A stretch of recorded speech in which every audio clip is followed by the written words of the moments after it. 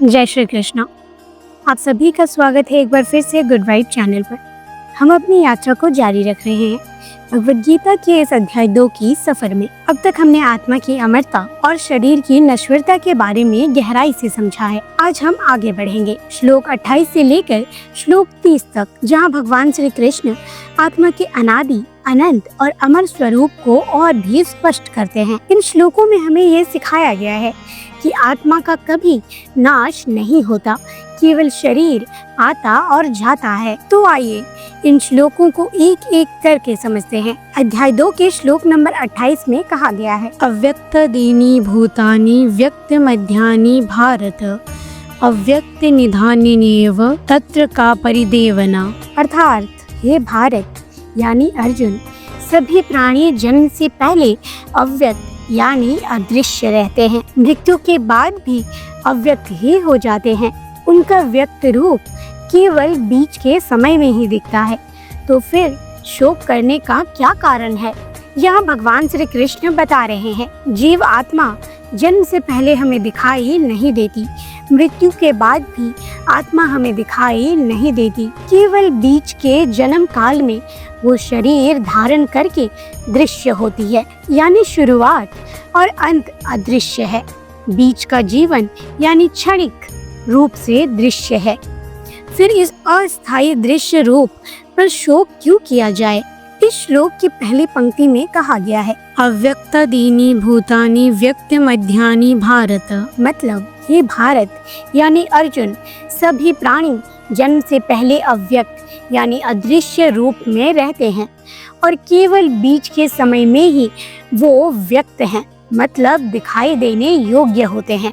आत्मा जन्म से पहले हमें दिखाई नहीं देती। जब आत्मा शरीर धारण करती है तब वो दृश्य होती है। ये दृश्य रूप केवल बीच के समय के लिए है। ये हमें सिखाता है कि हमारा शरीर अस्थायी है, लेकिन आत्मा शाश्वत है। हम अक्सर अपनी पहचान केवल शरीर से जोड़ते हैं, लेकिन ये श्लोक बताता है कि शरीर तो केवल आत्मा का अस्थायी वस्त्र है। इस श्लोक की दूसरी पंक्ति में कहा गया है, अव्यक्त निधान्येव तत्र का परिदेवना। मतलब मृत्यु के बाद भी प्राणी अव्यक्त यानी अदृश्य ही हो जाते हैं। तो फिर शोक करने का क्या कारण है? जैसे जन्म से पहले आत्मा दिखाई नहीं देती थी, वैसे ही मृत्यु के बाद भी आत्मा दिखाई नहीं देती, केवल शरीर छूटता है। आत्मा कहीं और अपनी यात्रा जारी रखती है। जब कोई अपना हमें छोड़कर जाता है तो हम शोक में डूब जाते हैं, लेकिन ये पंक्ति हमें धैर्य और स्वीकार करने की शिक्षा देती है।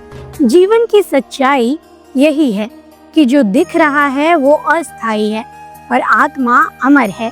इसलिए हमें दुख में डूबने के बजाय ये समझना चाहिए कि आत्मा ने सिर्फ अगला सफर शुरू किया है। अब इस श्लोक का आधुनिक जीवन से जुड़ाव जानते हैं। पहला, मृत्यु का भय कम करना। आज के समय में जब कोई अपना हमें छोड़कर चला जाता है तो हम बहुत दुखी हो जाते हैं, लेकिन ये श्लोक हमें समझाता है कि आत्मा न पहले दिखाई देती थी न बाद में दिखाई देगी, बस थोड़े समय के लिए शरीर लेकर आई थी। इसलिए मृत्यु पर अत्यधिक शोक नहीं बल्कि शांति से स्वीकार करना चाहिए। दूसरी, जीवन को सार्थक बनाना।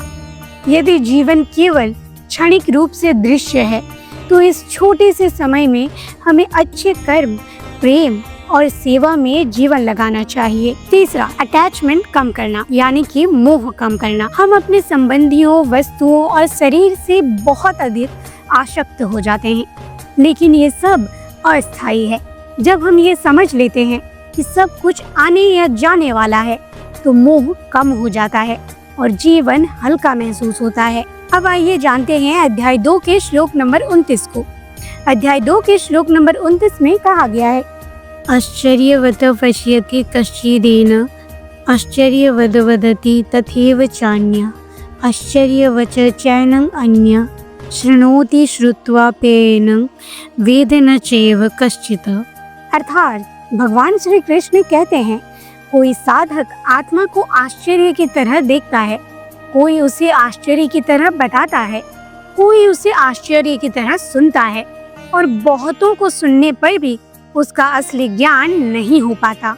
आत्मा इतनी सूक्ष्म, शाश्वत और दिव्य है कि साधारण बुद्धि से उसे पूरी तरह समझना कठिन है। इस श्लोक की पहली पंक्ति में कहा गया है, आश्चर्यवत पश्यति कश्चिदेन आश्चर्यवद वदति तथैव चान्य। अर्थात कुछ लोग आत्मा को आश्चर्य की तरह देखते हैं, कुछ लोग आत्मा को आश्चर्य की तरह वर्णन करते हैं। आत्मा इतनी सूक्ष्म और अद्भुत है कि जब कोई साधक या ज्ञानी उसे देखता है या अनुभव करता है तो आश्चर्यचकित रह जाता है। जो ज्ञानी आत्मा का वर्णन करते हैं वो भी आश्चर्य में डूबे रहते हैं, क्योंकि शब्दों में आत्मा की पूर्णता बताना असंभव है। जब हम किसी महापुरुष को कठिन परिस्थितियों में भी शांत, निडर और प्रसन्न देखते हैं तो हमें आश्चर्य होता है। ऐसा इसलिए है क्योंकि उन्होंने आत्मा का अनुभव कर लिया है। इस श्लोक की दूसरी पंक्ति में कहा गया है, आश्चर्यवच चैनं अन्य शृणोति श्रुत्वा पयेनं वेदेन चैव कश्चित्। मतलब कोई और साधक आत्मा के बारे में आश्चर्य की तरह सुनता है, परंतु बहुत से लोग बार बार सुनने पर भी उसे वास्तव में नहीं समझ पाते। केवल सुनना ही काफी नहीं है जब तक हम उसे अनुभव में नहीं लाते। आत्मा का ज्ञान किताबों या प्रवचनों में सीमित नहीं है, वो तो आत्म अनुभूति से ही होता है। आज बहुत से लोग आध्यात्मिकता के बारे में सुनते हैं, प्रवचन देखते हैं, लेकिन जीवन में वही पुरानी आदतें रखते हैं। इस श्लोक से शिक्षा मिलती है कि केवल सुनना या बोलना नहीं, बल्कि जीवन में अपनाना ही सच्चा ज्ञान है। अब इस श्लोक का आधुनिक जीवन से जुड़ाव जानते हैं। पहला, ज्ञान और अनुभव का फर्क। आज हम कई बातें पढ़ते और सुनते हैं, जैसे गुस्सा नहीं करना चाहिए, जीवन नश्वर है, पर वास्तव में जब परिस्थिति आती है तो हम वही करते हैं। इसका कारण है कि हमने उस ज्ञान को अनुभव में नहीं उतारा। आत्मा का ज्ञान भी ऐसा ही है, सुनने से नहीं, जीने से समझ आता है। दूसरा, लोगों की अलग अलग सोच। कुछ लोग आध्यात्मिकता को मजाक समझते हैं, कुछ जिज्ञासु बनकर सुनते हैं और कुछ ही लोग गहराई से अनुभव करते हैं। यह श्लोक सिखाता है हमें केवल सुनने या जानने तक सीमित नहीं रहना चाहिए, बल्कि उसे जीवन में अपनाना चाहिए। तीसरी, जीवन की कठिनाइयाँ। जब हम किसी को विपत्ति में भी शांत, संतुलित और प्रसन्न देखते हैं तो हमें आश्चर्य होता है।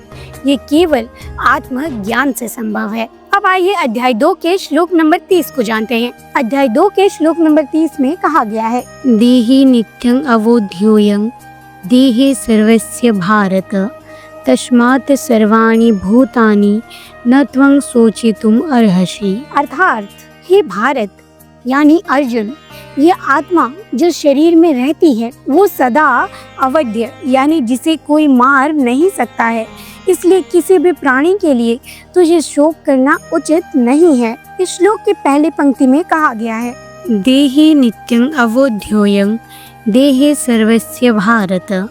मतलब, ये भारत यानी अर्जुन, ये आत्मा जो शरीर में रहती है वो सदा अवध्य है, यानी जिसे कोई मार नहीं सकता। शरीर मर सकता है लेकिन आत्मा अमर है। किसी भी अस्त्र शस्त्र, अग्नि, जल या वायु से आत्मा को नष्ट नहीं किया जा सकता। आत्मा हर शरीर में समान रूप से विद्यमान है।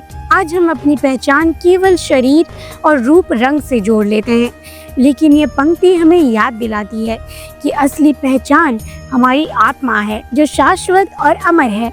इसलिए शरीर से जुड़ी परेशानियों और डर से हमें ऊपर उठना चाहिए।